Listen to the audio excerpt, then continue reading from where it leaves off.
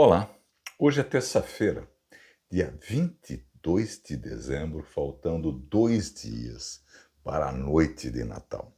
Com a chegada desses tempos pandêmicos ao longo deste ano interrompido de 2020, o ócio se transformou num excelente companheiro para escafunchar os recônditos da memória e a mexer naquelas coisas que não se deve. Daí que eu comecei a coçar os escaninhos lá de dentro e pensar sobre aquilo que eu mais escrevi ao longo da minha vida profissional. Textos científicos e de divulgação científica. Ao burilar esses textos mentalmente, eu me lembrei de quanto escrevi sobre a chamada ciência dura, ou escrevi ou fiz programas televisivos ou de rádio sobre a chamada ciência dura, incluída a matemática, a física, a química, a biologia. A sensação primeira é que parece que essas ciências não erram nunca, né?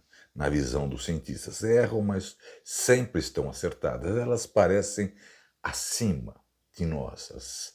E parece, como dizem os matemáticos, que o mundo, que Deus é matemática pura. Se você for fazer entre o cosmo e o caos, tudo é matemática. Tudo se aplica pela matemática. Aí eu comecei a pensar, mas a matemática é alguma coisa além do espírito humano? Aí a gente pensa e diz assim, afinal, foram os homens, através dos seus símbolos, através da forma de falar, de escrever, de representar, que criaram os números, que criaram as representações. Não só a simbologia, mas como a maneira de pensar. Portanto, todas as ciências, mas matemática, são ciências humanas. Não tem sentido entre ciências exatas, biológicas e humanas. Todas são ciências humanas. Afinal, todas foram feitas pelos homens. Então, todas são humanas. Nós não podemos tratar uma diferente da outra. Todas as ciências são humanas. Portanto, acertam e erram. Né? Isso nos faz pensar, né, sobre esses nossos tempos atuais, pandêmicos, né, que estamos enclausurados, que se acerta, se erra, mas sempre buscamos o bem para a humanidade, diferentemente de alguns que pensam contra nós, pensam contra a humanidade, contra os humanos. Lembrando que hoje, pela manhã, o alcaide da Cidade Maravilhosa foi enclausurado. Provavelmente deverá o sol nascer quadrado amanhã cedo. Isso se não for solto antes de eu terminar a gravação desses poemas. E continuamos aqui com o nosso projeto poético de lançamento de bombas de alegria, do Só a Poesia nos Salvará. E hoje a nossa nau da língua portuguesa continua visitando os poemas do pessoal do grupo do mimeógrafo, aquela geração dos anos 70, e visito os versos de Leila Mícolis, que nasceu também no Rio de Janeiro, em 1947, e estreou na poesia em 65, com o livro Gaveta da Solidão. Leila Mícolis também é roteirista de telenovela, de dramaturgia, de teatro, tendo para ressaltar que ela é coautora das novelas como Cananga do Japão, de 89, e coautora de Barriga de Aluguel com Glória Pérez.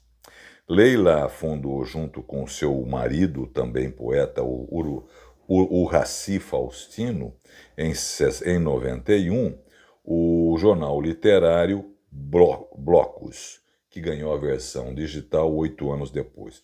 Eu vou ler 2 poemas instigantes, daqueles que nos deixam de cabelo em pé, de Leila Mícolis. O primeiro tem como título Pena de Morte, diz assim: eram bastantes bons aqueles tempos de ódio, em que planejávamos nossos assassinatos pelo simples prazer de nos vingarmos.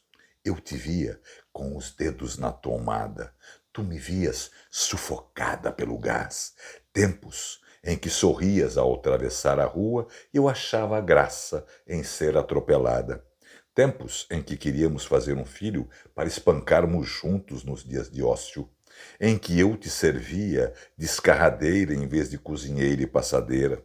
Depois veio o amor, que é como um lenço em que se assoa, ou a mãe chicoteia e nos perdoa. Hoje, afago-te as corcovas e lustro-te as botas novas. Esse poema tem como título do livro Bom Filho, a Casa Torra. Isso saiu no Blocos em 1992.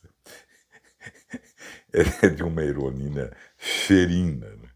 O segundo poema se chama De Volta para o Presente e é parte única de um soneto indivisível. Diz assim: Hipólita, Antíope ou simples colona, temíveis perigos, feliz desafio, mostrando a potência do meu poderio, dos campos, senhora dos píncaros, dona, pois sou tu eterna e soberba Amazona, com arco, com flecha, inclusive no cio, num louco galope, em fatal desvario, por ínvios caminhos que surgem à toa.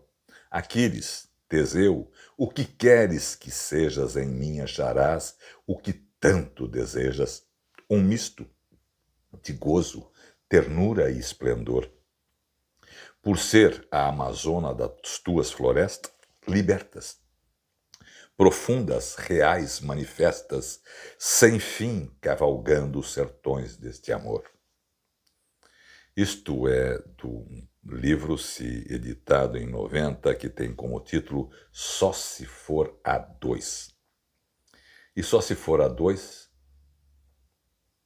né, que nos salvamos através da poesia. Só a poesia nos salvará.